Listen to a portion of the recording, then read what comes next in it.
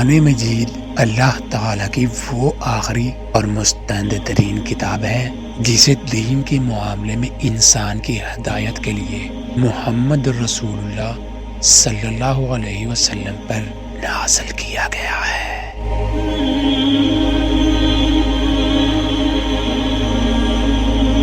اس کتاب ہدایت سے استفادہ انسان تب ہی کر سکتا ہے جب وہ اسے پڑھے گا، اس کی تلاوت اور اس کا مطالعہ کرے گا۔ تلاوت قرآن کی فضیلت احادیث کی روشنی میں واضح ہے۔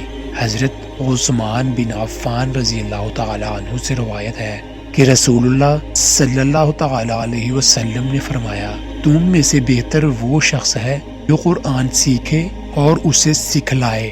بخاری۔ حضرت عمر بن خطاب رضی اللہ تعالی عنہ سے روایت ہے کہ نبی کریم صلی اللہ تعالی علیہ وسلم نے فرمایا، اللہ تعالی اس کتاب قرآن مجید کی وجہ سے بہت سے لوگوں کو سرفراز فرمائے گا اور اسی کی وجہ سے دوسروں کو ذلیل کر دے گا۔ مسلم۔ سرفراز اللہ کے حکم سے وہی ہوں گے جو قرآن کے احکام کی پیروی کریں گے۔ ابتدائی چند صدیوں میں مسلمان جب ہر جگہ قرآن کے حامل اور عامل تھے، اس پر عمل کی برکت سے وہ دین و دنیا کی سعادتوں سے بہرہور ہوئے۔ لیکن مسلمانوں نے جب سے قرآن کے احکام و قوانین پر عمل کرنے کو اپنی زندگی سے خارج کر دیا، تب سے ہی ان پر ذلت و رسوائی کا عذاب مسلط ہے۔ کاش مسلمان دوبارہ قرآن کریم سے اپنا رستہ جوڑے تاکہ ان کی عظمت رفتہ بحال ہو سکے۔ جس گھر میں قرآن مقدس موجود ہو تو اس گھر میں قربت کرنا کیسا ہے۔ قرآن پاک آج الحمدللہ ہر گھر میں موجود ہے۔ آپ دیکھنا چاہیں دیکھ سکتے ہیں۔ در مختار جلد نمبر 1 صفحہ نمبر 178 میں موجود، اور اسی طرح فقہی ضوابط جلد نمبر 4 صفحہ نمبر 36 پر موجود ہے۔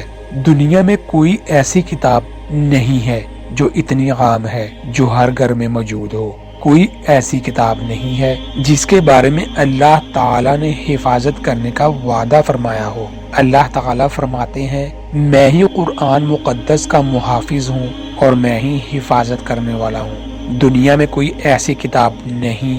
قرآن کریم واحد کتاب ہے جس میں اللہ تعالیٰ نے خود اس کی حفاظت کا وعدہ کیا۔ جس گھر میں قرآن مقدس موجود ہے تو اس کمرے میں قربت کرنا چاہتے ہیں تو کسی ڈبے میں اندر رکھا جاتا ہے تو بنا کراہت کر سکتے ہیں، کوئی گناہ کی بات نہیں۔ اس لیے آپ اس کمرے میں بیوی سے قربت کر سکتے ہیں۔ بہتر یہ ہے کہ قرآن پاک اگر کھلا پڑا ہے تو کسی ڈبے یا چندان میں